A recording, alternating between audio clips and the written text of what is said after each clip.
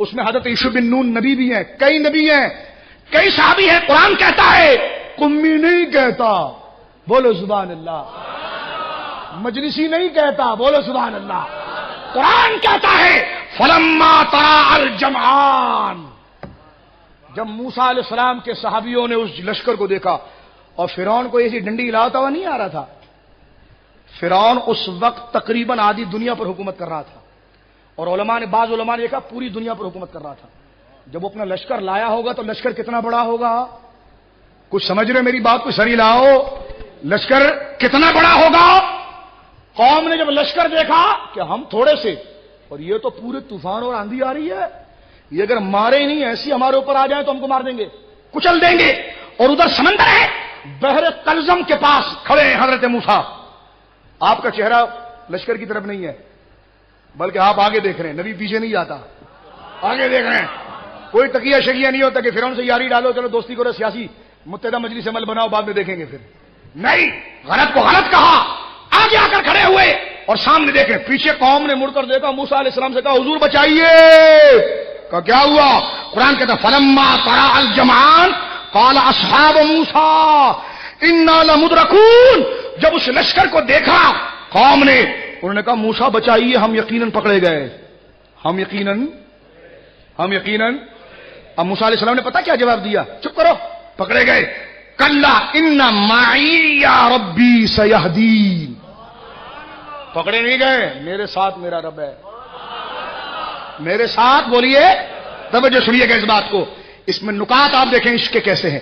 فرمایا ان معی یا ربی سیہدین، میرا رب میرے ساتھ ہے جو مجھے ضرور نکالے گا، اس لوگوں سے مجھے نکالے گا. اور یقیناً اللہ کا حکم ہوا، اپنے عصا مارا، سمندر میں 12 راستے بن گئے. وہ 12 بھی فرقہ واریت میں ایک ساتھ رکتے نہیں تھے، لڑتے تھے. تو 12 بنے اس لیے کہ تو یہاں سے جا بھائی، تو یہاں سے جا، تو یہاں سے جا، تو یہاں سے جا، ایک دوسرے سے لڑو نہیں. چلو بالکل صحیح پالیسی ہے. 12 کے 12 نکلے، بولو 12 کے 12 نکلے. لیکن آپ نے غور نہیں کیا، حضرت نبی پاک نے کیا کہا؟ ان اللہ معنا. اور موسیٰ علیہ السلام نے کہا انا معی ربی. سرکار نے فرمایا ابو بکر گھبرانی، میرے اور تیرے ساتھ اللہ ہے. اور موسیٰ نے جمع کا صیغہ نہیں فرما، معنا نہیں فرما، معی. قوم نے کہا بچائیے، فرمایا انا معی، میرے ساتھ میرا اللہ ہے، میرے ساتھ میرا رب ہے. اب آپ دیکھیں جو دوسری طرف کھڑے ہیں، جن کو معی کے لفظ میں بظاہر نہیں لیا لیکن حکم اور معنی ہے، لیکن لفظ جو کہا وہ یہ تھا انا معیہ، یہ واحد کے لیے ہے، اور انا معنا یہ جمع کے لیے ہے. توجہ آپ کے، انا معیہ کہ بے شک اللہ میرے ساتھ ہے. اور سامنے حضرت ہارون تھے، ان کو ملا کر معنی نہیں کہا. یوشع بن نون تھے، ان کو ملا کر معنی نہیں کہا. اور نبی اور اصحاب تھے، معنی نہیں کہا. ان دونوں آیتوں کے سامنے رکھیں.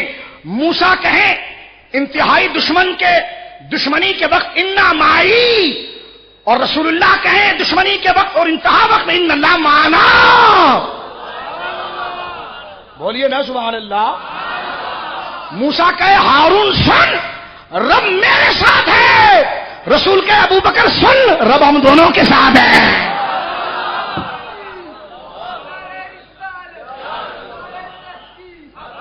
تمہارا جوہری تو مکھی پہ مکھی بڑی مارتا ہے. یہ قرآن کی دونوں آیتیں ملا کر اس کو بولو نا، تقریر کرے تقریر. اس سے بڑا فصاحت و بلاغت کا تمہارا فصیح مبلغ ہے نا، وہ قرآن ادب پڑھتا ہے، شکل ہی مولوی والی جیسی نہیں ہے.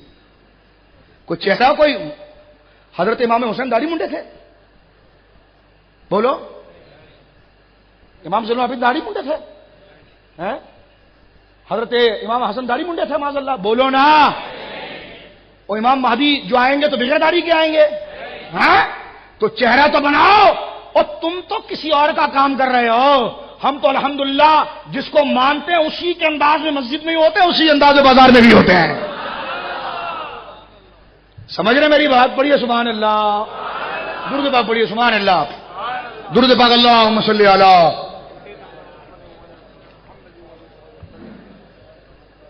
تم نے صدمے دیے ہیں تو سنو گے اب.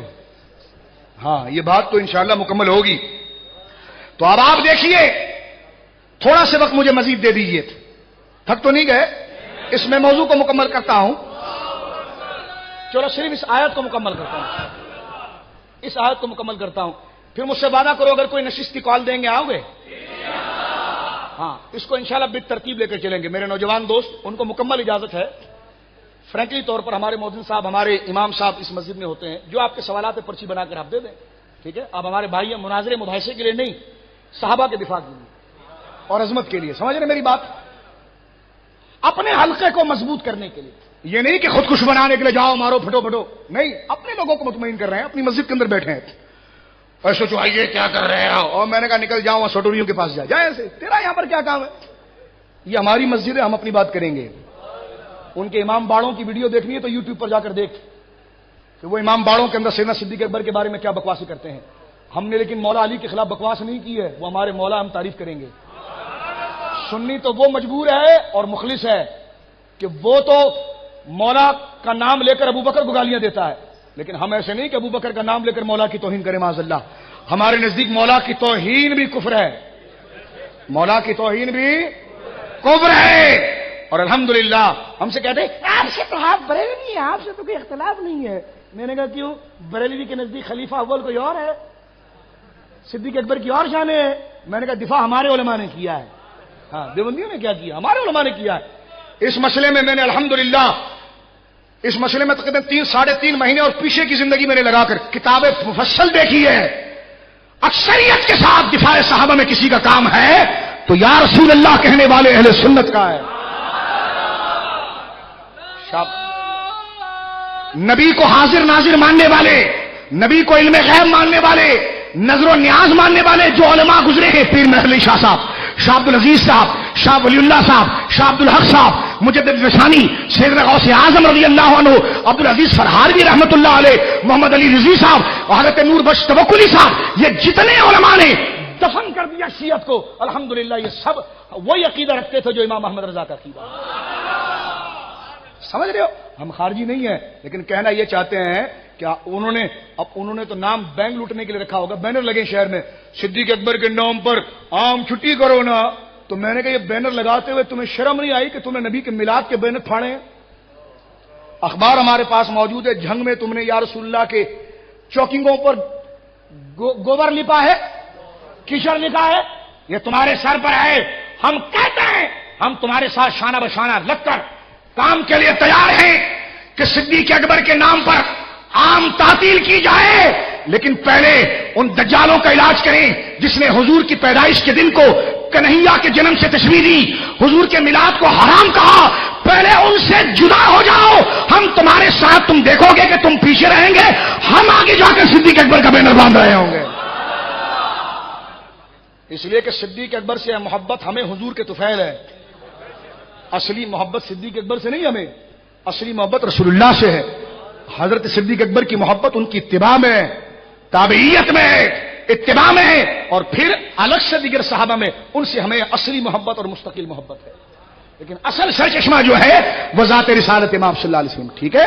تو اس بات کو بھی آپ سمجھے، جنہوں نے 11ویں کو، ختم قادریہ کو، غوث اعظم کی کرامتوں کو گانے قصے بھانے ڈنگرے کہیں، وہ لوگ اگر آج آگے بڑھ کر سیدنا صدیق اکبر کی تعریف کی بات کریں تو میں کہتا ہوں وہ کرتے ہوں گے، لیکن ہمارا ان سے تعلق نہیں ہے، اس لیے کہ ہم جس کو صدیق اکبر کہتے ہیں وہ رسول اللہ کا غلام ہے، وہ صدیق بنا ہے تو آمینہ کے لال کے صدقے بنا ہے۔ ٹھیک ہے بھائی؟ ٹھیک ہے نا؟ ہاں، تو اب ذرا سنیے اس بات کو، میں آپ کی خدمت درج کرنا ہے۔ ہو گئی ضرب علی خان صاحب نے تقریر کی تھی، میں نے کہا اتنی محبت ضرب علی خان صاحب کو صدیق اکبر سے ہے، رسول اللہ کے میلاد سے نہیں ہے۔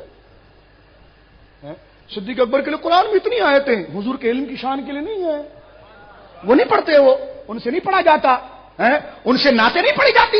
آ گیا فضل، آ گیا چھا گیا جھنڈا، میں نے کہا فضل الرحمان کے لیے اتنی نعتیں پڑھ لے، اس کی اتنی تعریفیں کرو، رسول اللہ کے لیے اگر پڑھی جائے تو اس کو حرام اور گانا کہو، تو لہذا سنی وہ ہے جو سسٹم سے چلتا ہے۔ سمجھ رہے میری بات؟ سنی کیا ہے؟ اس آیت کو مکمل کرتا ہوں اور پھر میں اجازت چاہتا ہوں۔ قرآن نے کہا ان اللہ معنا، حضرت موسیٰ نے کہا ان اللہ ان معی ربی، اے ہارون میرے ساتھ میرا رب ہے۔ سرکار کہتے ہیں اے ابو بکر ان اللہ معنا، اللہ ہم دونوں کے ساتھ ہے۔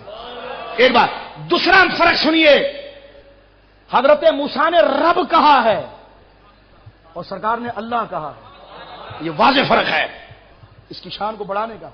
سنیے حضرت موسیٰ نے کہا انا ربی، انا بولیے انا ربی معیا، اس لیے کہ ربوبیت جو ہے وہ صفت ہے.